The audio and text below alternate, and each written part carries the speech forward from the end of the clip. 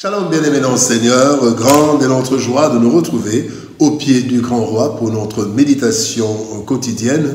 Nous sommes le mercredi 30 avril 2025 et nous vous saluons au nom de notre Seigneur et Sauveur Jésus-Christ. Pour notre méditation de ce jour, nous allons lire un texte dans l'Évangile selon Matthieu. Matthieu chapitre 7, versets 22 et 23, dans la version Louis II, nous dit ceci. « Plusieurs me diront en ce jour-là, Seigneur, Seigneur, n'avons-nous pas prophétisé par ton nom?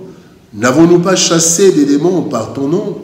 Et n'avons-nous pas fait beaucoup de miracles par ton nom?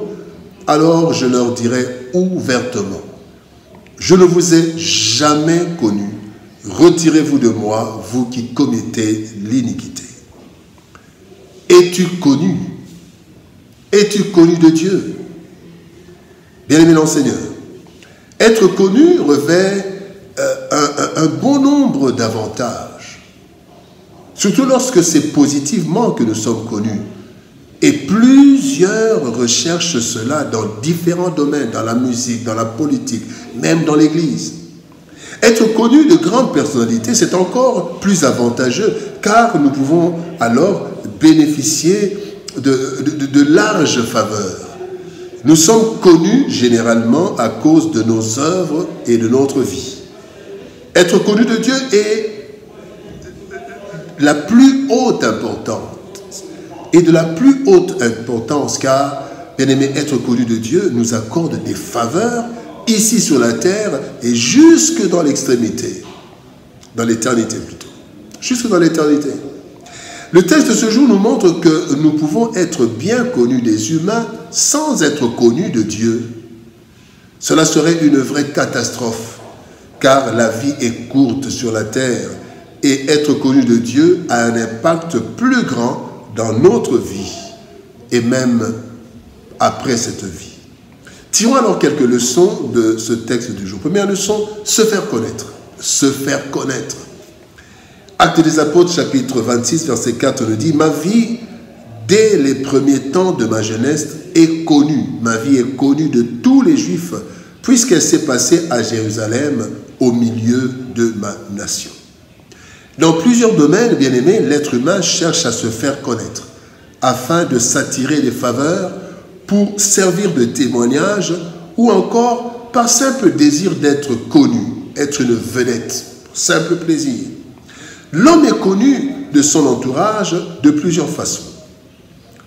D'abord par des actions qui touchent un grand nombre de personnes. Un mécène, quelqu'un qui fait du bien, sera connu, mais aussi par un comportement qui attire les regards, un habillement particulier, une démarche, un langage particulier, cela fait connaître. Mais aussi, nous pouvons nous faire connaître par la publicité autour de chaque action, télévision, affiches, réseaux sociaux et tout. Nous voulons avoir des vues, nous voulons avoir des abonnés, nous voulons être connus. Bien-aimé, Christ n'a jamais voulu se faire connaître.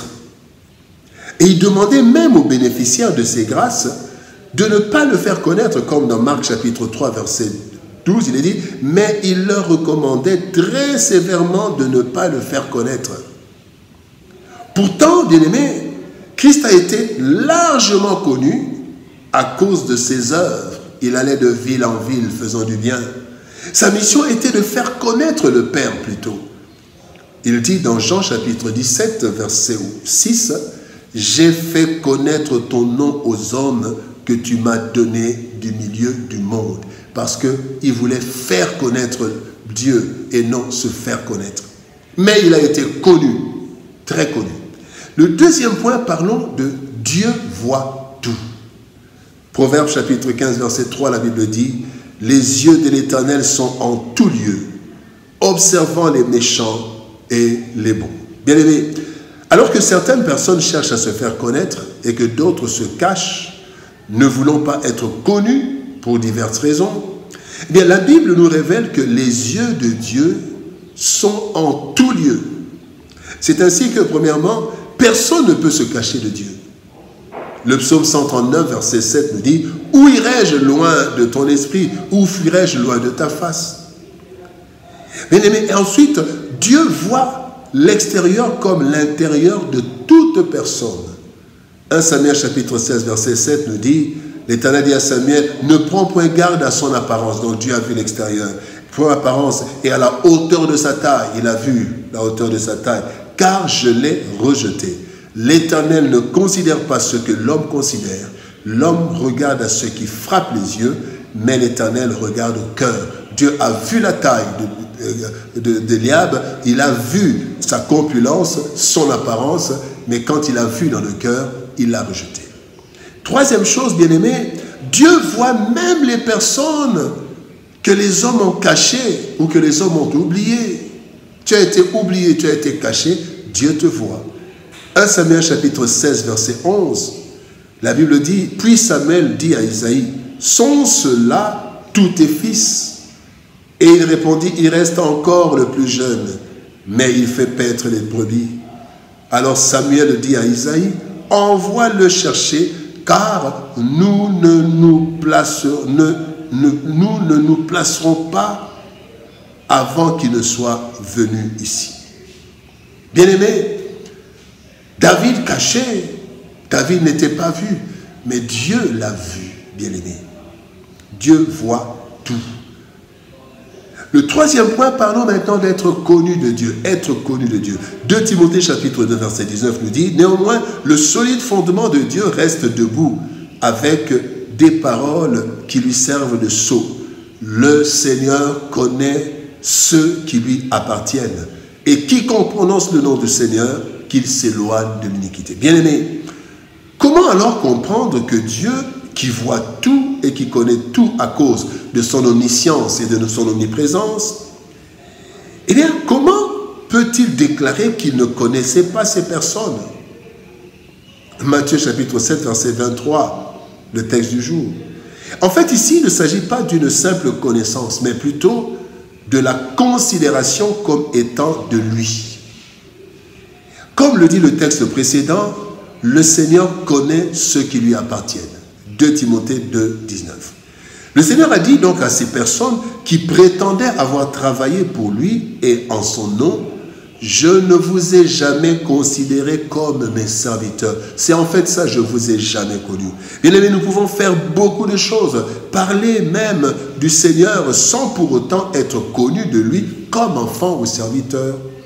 Pour être connu de Dieu, bien aimé, comme enfant ou serviteur, il y a 3 choses que nous devons développer. D'abord, il faut avoir cru au Seigneur Jésus. À tous ceux qui ont cru en son nom, il leur a été donné le pouvoir de devenir enfants de Dieu. Et Dieu nous connaît. Jean 1, 12. Deuxième condition, il faut accomplir la volonté de Dieu. Matthieu 7, 21 nous dit, celui-là seul qui fait la volonté de mon Père qui est dans les cieux entrera dans le royaume. Et enfin, troisième chose, il faut s'éloigner de l'iniquité. 2 Timothée 2, 19, quiconque prononce le nom du Seigneur, qui s'éloigne de l'iniquité. Bien-aimé, quels que soient les actes posés, le comportement adopté ou les paroles prononcées, Dieu considère le cœur premièrement, comme il l'a dit dans 1 Samuel chapitre 16, verset 7. Dieu connaît tout être humain, car il est omniscient. Cependant, il connaît aussi ceux qui ont accepté son appel et ceux-là qui ont décidé d'abandonner leur ancienne vie avec l'assistance du Saint-Esprit. C'est ainsi que lorsqu'il nous appelle, il attend de nous une vie de sanctification. Nous ne pouvons pas prétendre servir Dieu sans lui obéir, ni lui être soumis, ni lui appartenir, bien-aimé, ni lui être attaché. Le plus important, ce n'est pas de proclamer le nom de Dieu ou d'accomplir un certain nombre de tâches pour lui, sans être à lui. Puisqu'il est saint, ceux qui proclament être de lui doivent l'être aussi. Sinon, Dieu leur dira à la fin de tout, je ne vous ai jamais connu. Bien-aimé dans le Seigneur, es-tu connu de Dieu? Prions. Père de gloire, nous te bénissons et te rendons grâce pour ton amour et ta bonté. Merci. Parce que Seigneur de gloire, tu nous interpelles. Nous faisons parfois de grandes choses, nous faisons cela en ton nom. Mais tant que nous ne sommes pas attachés à toi, tant que nous ne vivons pas dans la sanctification, tant que nous sommes dans l'iniquité, Seigneur de gloire, tu ne nous connais pas. Tu ne nous reconnais pas comme tes enfants, comme tes serviteurs. Seigneur de gloire, nous ne voulons pas être comme ceux-là à qui tu as dit, je ne vous ai jamais connu. Aide-nous, Seigneur de gloire, à marcher, à travailler, de sorte que toi, tu nous connaisses, que tu nous reconnaisses comme tes enfants. Seigneur, aide-nous par ton esprit, parce que nous voulons être connus de toi et non des hommes. Bénis ta parole et bénis ton peuple. Au nom de Jésus-Christ, notre Seigneur et Sauveur, nous avons ainsi prié, Père. Amen. Bien-aimés dans le Seigneur, que Dieu nous bénisse. Shalom, au revoir. Et par la grâce de Dieu, nous nous retrouvons demain pour une autre méditation au pied du grand roi. Shalom, au revoir. Et par la grâce de Dieu, à demain.